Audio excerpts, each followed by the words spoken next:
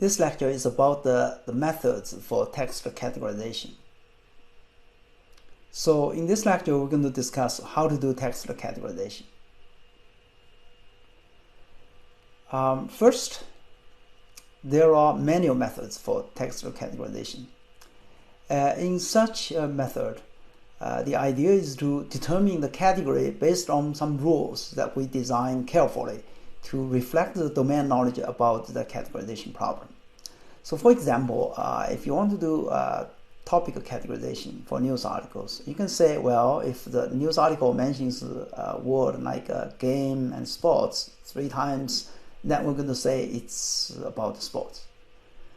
Things like that. And this would allow us to deterministically decide which category a document should be put into. Now, such a strategy would work well if the following conditions hold. First, the categories must be very well defined, and this allows a person to clearly decide the category based on some clear rules. Secondly, the categories have to be easily distinguished based on surface features in text. So that means superficial features like keywords or punctuations or whatever you can easily identify in text data. For example, if there is some special vocabulary that is known to only occur in a particular category, and that would be most effective because we can easily use such a vocabulary or pattern of such a vocabulary to recognize this category. Now, we also should have sufficient knowledge for designing these rules, and so if that's the case, then such a method can be effective, and so it does have applications in some domains and sometimes. However, in general, there are several problems with this approach. First, of course, it's labor intensive. It requires a lot of manual work. Obviously, we can't do this for all kinds of categorization problems. We have to do it from scratch for a different problem because different rules would be needed. So it doesn't scale up well. Secondly, it cannot handle uncertainties in rules. Often the rules aren't 100% reliable. Take, for example, looking at the occurrences of words in text and try to decide the topic. It's actually very hard to have a 100% correct rule. So, for example, you can say, well, if it has game, sports, basketball, then for sure it's about sports. But one can also imagine some text articles that mention these keywords, but that may not be exactly about sports or only marginally touching sports. The main topic could be another topic, a different topic than sports. So that's one disadvantage of this approach. And finally, the rules may be inconsistent, and this would lead to concern about robustness. More specifically, and sometimes the results of categorization may be different depending on which rule to be applied.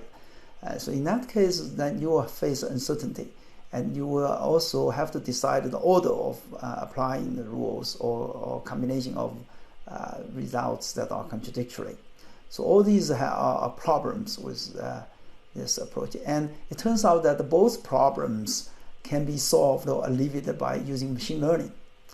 So these machine learning methods are more automatic, but I still put automatic in quotation marks because they're not really completely automatic because they still require manual work. More specifically, we have to use human experts to help in 2 ways. First, the human experts must annotate datasets with category labels. We tell the computer which documents should receive which categories. And this is called training data. And then secondly, the human experts also need to provide a set of features to represent each text object that can potentially provide a clue about the category. So we need to provide some basic features for the computers to look into. And in the case of text, a natural choice would be the words. So using each word as a feature is a very common choice to start with. But of course, there are other sophisticated features like phrases or even parse-speech tags or even syntactic structures. So once human experts can provide this, then we can use machine learning to learn soft rules for categorization from the training data. So soft rules just means we're going to still decide which category should be assigned to a document, but it's not going to be using a rule that is deterministic. So we might use something similar to saying that if it matches games, sports many times, it's likely to be a sports. But we're not going to say exactly for sure, but instead we're going to use probabilities or weights so that we can combine multiple evidences. So the learning process basically is going to figure out which features are most useful for separating different categories. And it's going to also figure out how to optimally combine features to minimize errors of categorization on the training data. So the training data, as you can see here, is very important. It's the basis for learning. And then the trained classifier can be applied to a new text object to predict the most likely category. And that's to simulate the prediction of what a human would assign to this text object if the human were to make a judgment. So when we use machine learning for text categorization, we can also talk about the problem in the general setting of supervised learning. So the setup is to learn a classifier to map a value of x into a map of y. So here x is all the text objects and y is all the categories, a set of categories.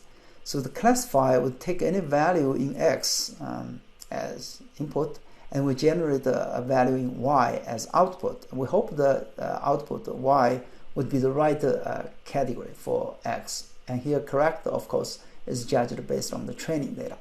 So that's a general goal, like in all the machine learning problems or supervised learning problems, where you are given some examples of input and output for a function, and then the computer is going to figure out how the function behaves, like based on these examples, and then try to be able to compute the values for future x's that we have not seen. So in general, all methods would rely on discriminative features of text objects to distinguish different categories. So that's why these features are very important, and they have to be provided by humans. And they will also combine multiple features in a weighted manner with weights to be optimized to minimize the errors on the training data. So ultimately, the learning process is an optimization problem, and the objective function is often tied to the errors on the training data. Different methods tend to vary in their ways of measuring the errors on the training data. They might optimize a different objective function, which is often also called a loss function or cost function. They also tend to vary in their ways of combining the features. So a linear combination, for example, is simple, is often used, but they are not as powerful as nonlinear combination. But nonlinear models might be more complex for training, so there are trade-offs as well. But that would lead to different variations of many variations of these learning methods. So in general, we can distinguish two kinds of classifiers at a high level. One is called generative classifiers, the other is called discriminative classifiers. The generative classifiers try to learn what the data looks like in each category. So it attempts to model the joint distribution of the data and the label, X and Y. And this can then be factored out to a product of Y, the distribution of labels, and the joint probability the conditional probability of X given Y. So it's Y. So we first model the distribution of labels, and then we model how the data is generated given a particular label here. Right? And once we can estimate these models, then we can compute this conditional probability of label given data based on the probability of data given label. and the label distribution here by using the Bayes rule. Now this is the most important thing, because this conditional probability of the label can then be used directly to decide which label is most likely. So in such an approach, the objective function is actually likelihood. Right? So we model how the data are generated.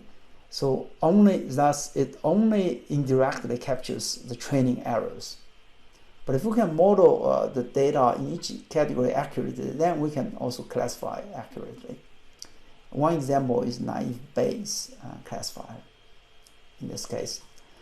The other kind of approaches are called discriminative classifiers. These classifiers try to learn what features separate categories. So they directly tackle the problem of categorization or separation of classes. So, sorry for the problem. So these discriminative classifiers attempt to model the conditional probability of the label given the data point directly. And so the objective function tends to directly measure the errors of categorization on the training data. Some examples include logistic regression, support vector machines, and the k-nearest neighbors. We will cover some of these classifiers in detail in the next few lectures.